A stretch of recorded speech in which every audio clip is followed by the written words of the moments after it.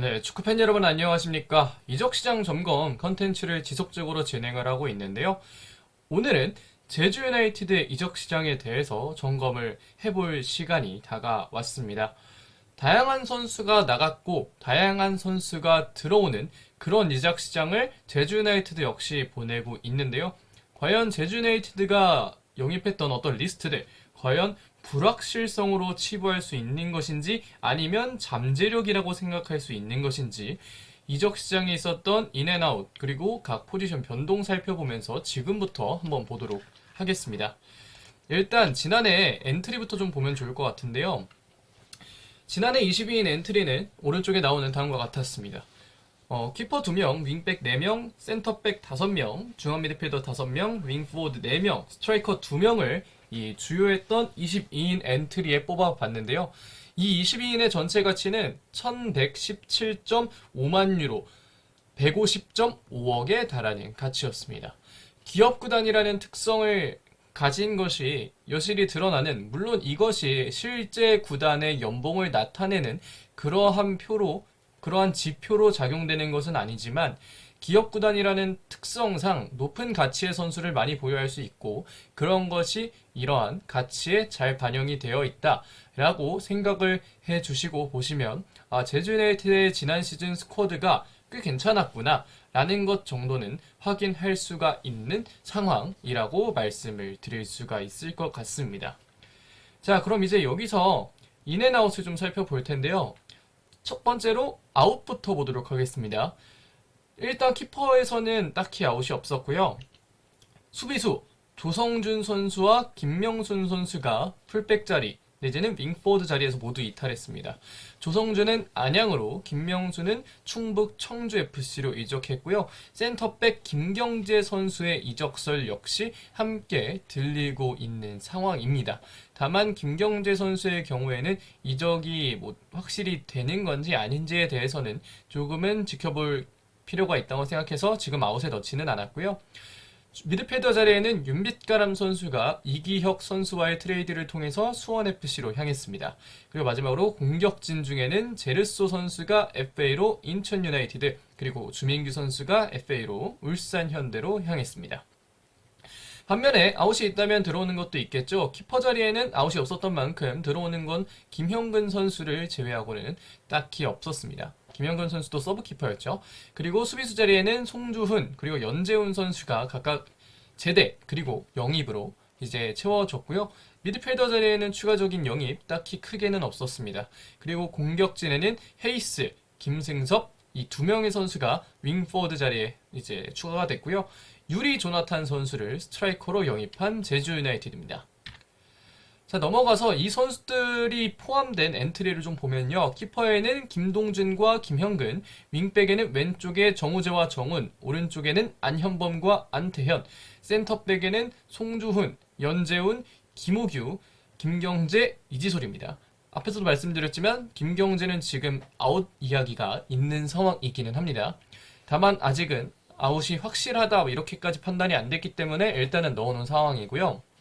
중앙 미드필더에는 최영준, 이창민, 김봉수, 구자철, 한종무 선수가 들어갔습니다. 김봉수가 센터백에서 중앙 미드필더로 올라왔죠. 그리고 윙포워드 자리에는 헤이스, 서진수, 김승섭, 그리고 조나탄 링 4명의 윙포워드, 그리고 톱에는 유리 선수와 김주공 선수를 배치했습니다. 이렇게 돼서 전반적인 22인의 전체 가치는 1075만 유로, 앞에서 보셨던 2022년의 22인 엔트리에 비교해서는 가치가 조금은 낮아진 모습인데요. 약 5억 내지는 6억 정도가 낮아졌는데 이것은 제 개인적인 판단이기는 합니다만 유리 선수의 세리 B에서의 커리어가 트랜스퍼마크트상에서는 이 2부 리그이기 때문에 어쨌든 2부 리그인 것은 맞고, 그렇기 때문에 유리 선수의 가치가 자동으로 조금은 낮게 매겨지고 있었다. 그리고 유리 선수는 이 지난해 중후반부터 굉장히 좋은 활약을 펼쳤기 때문에 그러한 활약이 끝까지 이어지진 않았고, 끝까지 이어지지 않았기보다는 뭐라고 말씀을 드리는 게 좋을까요? 이어지다가 결국은 이적을 하게 됐고 제주 유나이티드로, 그렇기 때문에 거기에서 발생할 수 있는 어떤 가치 산정의 미비 이런 것들이 유리 조나탄 선수의 가치 산정에는 약간은 저해를 하는 요소가 되었고 그렇기 때문에 뭐 기대를 할 만한 이유는 분명히 있지만 그럼에도 가치 산정은 좀 낮게 되어 있다. 그리고 김승섭 같은 경우에도 아직 본인이 K리그 1에서 보여준 것은 딱히 없기 때문에 뭐 김승섭, 헤이스 이런 선수들의 가치는 살짝은 낮게 또 산정이 되어 있다까지 좀 생각을 해봐 주시면 좋을 것 같습니다. 그러면 약간은 가치가 낮아진 게 이해가 되는 부분이 되겠고요. 그럼 지금부터는 변동이 있었던 포지션 내지는 또 변화가 필요한 포지션에 대해서 보도록 하겠습니다. 보통 변화가 필요한 포지션은 딱히 없고요. 일단은 키퍼 자리부터 보겠는데요. 김동준 선수가 주전으로 있는 가운데 서브 자리에는 가치가 이 김근배 선수보다 10만 유로 높은 김형근 선수를 넣어봤습니다. 가치를 높이기 위한 시도였고요. 김동준 선수는 교통사고에서 회복이 잘 되었기를 바라고 아마 회복이 잘 돼서 훈련을 잘 진행하고 있을 것이라고 생각하고 있습니다. 지난해 있었던 그 불의의 너무나 안타까운 교통사고는 제주 유나이티드가 끝까지의 동력을 발휘하는 데에는 꽤 좋지 않은 영향을 미쳤기 때문에 그러한 상황이 올해까지 영향을 미친다면 너무나 안타까운 일일 것이기 때문에 김동준 선수가 하루빨리 좀 회복을 해서 제주 유나이티드의 골문을 든든하게 지켜주길 바라겠고요. 김영근 같은 경우에는 지난해 서울 이랜드에서 6경기에 나서서 12실점을 기록했습니다. 뭐 서브키퍼 치고는 나쁘지 않은 기록인데요. 다만 K리그2보다 K리그1은 좀 더 어려운 리그이기 때문에 그러한 갭을 얼마나 김형근 선수가 올라와서 잘 메울 수 있을지는 지켜봐야 될 것 같습니다. 제주를 뒷받침할 서브키퍼로서 김형근 선수는 꽤 괜찮은 선택이다까지 말씀을 드리면 좋을 것 같고요. 넘어가서 센터백들 좀 보도록 하겠습니다. 송주훈, 연재훈 그리고 김오규 선수가 이 주전 센터백으로 아마 낙점을 받고 경기를 치르게 되지 않을까 싶은데요. 송준의 경우에는 이제 군대에서 전역을 했습니다. 한 시즌 내내 이제 김천에 있었고 김천에서 18경기 1272분을 뛰었는데요. 전역한 구사는 96과 같다. 송준이라는 선수가 제대를 했으니 제주의 센터백에는 확실히 긍정적인 영향이 발생할 수 있을 것 같고요. 연재훈 선수는 가운데에서 컨트롤 타워 역할을 해줄 수 있는 선수입니다. 성남에서도 그랬고 김천에서도 그랬고 지난해 경험했던 두 팀이 모두 강등이 됐습니다. 연재훈의 경우 김천이 강등됐고 성남이 강등됐는데요. 그럼에도 불구하고 연재훈이라는 선수의 기량만큼은 많은 사람들이 인정을 하고 있기 때문에 연재훈이 제주에 와서 보여줄 활약은 충분히 기대를 하셔도 될 것 같습니다. 마지막으로 김호규의 경우에는 89년생 앞에 소개해드렸던 이 두 명의 94년생 센터포드보다는 약간은 나이가 있지만 여전히 경쟁력 있는 스토퍼 자원이라는 점에서 충분히 김호규도 올해까지는 지켜볼 만한 여지가 충분히 있다고 생각하고요. 다음으로 넘어가서 윙포워드 주전 보겠습니다. 윙포워드 주전에도 변동이 있었는데 서진수 선수가 오른쪽으로 가고 왼쪽에 헤이스 선수가 들어왔는데요. 광주의 크랙이었던 헤이스는 이제 제주 유나이티드로 이적해서 제주 유나이티드의 크랙이 될 준비를 하고 있습니다. 반대편에 있는 서진수의 경우에는 군 문제까지 해결했기 때문에 제주에서 좋은 활약을 펼쳐서 뭔가 더 큰 무대로 나가고자 하는 동기부여도 있을 거고 제주 유나이티드가 그런 것에 대해 조금 열려 있다면 제주 유나이티드도 적극적으로 또 서진수를 활용해서 공격에 활로를 뚫기 위한 여러 가지 노력을 할 수 있을 것으로 보입니다. 뭐 비단 그런 동기부여뿐만 아니라도 서진수 선수는 분명 좋은 능력치를 가지고 있는 선수이기 때문에 기대할 만한 가치는 충분히 있다고 생각하고요. 이 두 명의 선수가 함께 뛴다면 제주의 측면 공격은 제르소가 빠진 상황에서도 충분히 위협적으로 다가올 수 있을 것이라고 판단을 하고 있습니다. 넘어가서 윙포워드 서브인데요. 김승섭과 링입니다. 김승섭은 대전에서 새롭게 영입이 됐습니다. 지난해 K리그2 그리고 플레이오프까지 32경기 동안 6골과 3개의 도움을 기록했던 김승섭은 지난해 주전 윙포워드였다기보다는 서브로 활약을 했었는데요. 올해 제주에서도 아무래도 서브 윙포워드로 활약할 가능성이 높지 않을까 싶습니다. 지난해 괜찮은 결정력을 보여주면서 이전 헤든보다는 훨씬 더 나아졌다라는 평가를 들었던 김승섭인데 제주에서 얼마나 적응을 하는지가 본인의 작년에 보여줬던 어떤 공격 포인트 생산력을 조금이나마 좀 발휘할 수 있게 해주는 그런 중요한 포인트가 될 수 있을 것으로 보이는데 제주에 적응만 잘 한다면 김승섭은 본인의 능력을 충분히 잘 보여줄 수 있는 선수라고 생각하고요. 린 같은 경우에는 지난해 사실 기대만큼의 활약을 해주지는 못했습니다. 30경기 동안 5골과 2개의 도움을 기록했는데 뭐 여러 가지 문제가 있었겠죠. 링 선수가 K리그 1에 적응하는데 시간이 걸린 것도 문제 있을 수도 있고, 이 팀의 어떤 플레이와는 잘 맞아 들어가지 않았을 수도 있고, 뭐 여러 가지 포인트들이 있을 텐데, 올해까지 링과 함께 하는 것은 적어도 결정이 된 만큼 링 선수가 올해 제대로 활약해 주는 게 제주 유나이티드에게 그리고 링 선수에게 굉장히 중요한 포인트로 작용할 수 있다. 라고 말씀을 드릴 수 있을 것 같습니다. 여러모로 이 두 명의 선수는 얼마나 이 팀과 잘 녹아 들어가느냐가 이 두 명의 선수의 활약을 결정하는 중요한 요소가 될 수 있다까지 좀 말씀을 드리면 좋을 것 같고요. 넘어가서 마지막으로 변동이 있었던 포지션은 스트라이커 자리입니다.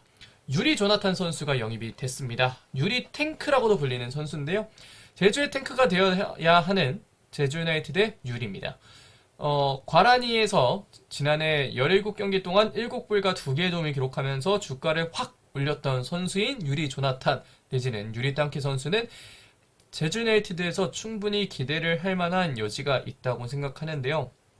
피지컬도 괜찮고 이 선수가 가지고 있는 최근의 득점 페이스도 괜찮았기 때문에 제주 유나이티드는 이 폼이 좋은 이 지금의 유리를 잘 활용을 해서 득점에 많은 기여를 할 수 있도록 만들어가는 게 중요하다고 생각합니다. 그리고 유리 선수는 98년생 아직 어린 나이이기 때문에 이 뭐라고 할까요? 여기서 잘 키운다면 향후에는 이적료 수익까지도 벌어들일 수 있는 그런 선수가 될 수 있기 때문에 이런 점에서는 제주 유나이티드의 유리를 위한 어떤 적응도를 위한 여러 가지 노력들이 꼭 필요하다고 생각합니다. 서브로 들어갈 수 있는 공격수 김주공은 작년에 공격 포인트 10개를 기록하면서 제주에서의 연착륙을 알렸는데요. 올해에는 조금 더 많은 공격 포인트를 기록하기 위해 본인도 상당한 동기부여가 있을 것 같습니다. 그렇기 때문에 뭐 상무 얘기도 있고 이렇지만 김주공이라는 선수가 가지고 있는 능력만큼은 이 공격 포지션에서는 상당히 다재다능하다고 생각하거든요. 그렇기 때문에 김주공이 보여줄 수 있는 여러 가지 능력들 올해에만 잘 보여준다면 그렇다면 김주공 올해 충분히 사고를 칠 수 있는 그런 자원이다까지 말씀을 드리면 좋을 것 같습니다. 자, 여기까지 이제 선수의 변동에 대해서 좀 살펴봤고 이제는 스쿼드의 장점에 대해서 좀 보도록 할 텐데요.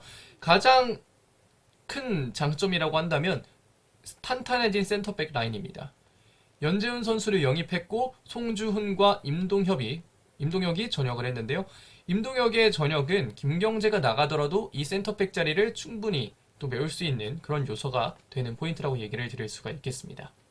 그리고 이선 자원 보강에도 성공을 했는데요. 지난해 좋았던 헤이스 그리고 발전했던 김승섭을 영입하는 데 성공하면서 제르소가 빠진 자리를 어느 정도는 보강하는 데 성공을 했습니다. 뭐 조성준과 김명순도 그렇고요. 그리고 서브키퍼 풀이 다양화됐습니다. 김형근과 김근대가 이제 동시에 완벽하게 제주 유나이티드의 선수가 되면서 이 서브키퍼 자리는 지난해 부상으로 인해서 특히 그 사고로 인해서 잃었던 여러 선수들을 어느 정도는 메워줄 수 있는 그런 상황을 만들어냈다는 점에서 충분히 겨울이 취업시장에 스쿼드의 장점을 만들어냈다고 얘기를 할 수가 있겠는데요. 반면에 스쿼드 단점도 있습니다. 스쿼드 단점, 첫 번째는 센터백이 너무 많다는 겁니다. 지난해 센터백을 경험했던 선수들, 그리고 새로운 선수들, 이런 선수들을 모두 합하면 약 10명 정도가 나옵니다. 저는 22인 스쿼드를 짤 때의 기준은 이 정도 딱 22인 안에 들어가는 선수들의 면면이 괜찮으면 그 해 그 팀의 뎁스는 굉장히 좋은 뎁스다. 뭐 내지는 좋은 뎁스가 아니다. 뭐 이런 걸 판단하기 위해서 22인 스쿼드를 짜곤 하는데 제가 생각하는 백스리에서의 최대 센터백 수는 6명 정도거든요. 주전급이.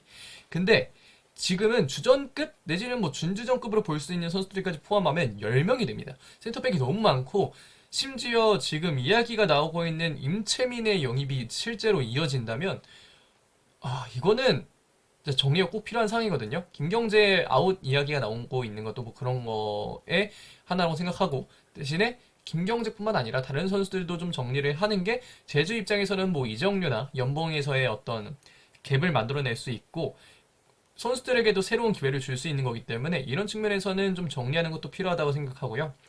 아직 적응력이 확실하지 않은 외국인 선수들 역시 약간은 뭐 단점 내지는 변수라고 할 수 있겠습니다. 헤이스, 링, 유리, K리그2에서 왔거나 K리그1에서 온전한 적응을 하지 못했거나 K리그를 경험하지 못했거나 이 세 가지이기 때문에 여기서는 아직까지 변수가 크다고 생각하기 때문에 여기서는 좀 단점으로도 작용할 수 있을 것이다 라고 보겠고, 여름에 빠질 각이 보이는 이창민은 빠지고 난 이후에 대체가 될 것인지 아니면 뭐 지금의 그대로 갈 것인지 이런 것들도 좀 체크를 해야 된다 라고 말씀을 좀 드리도록 하겠습니다. 여기까지 이 세 가지가 스쿼드의 단점이고요.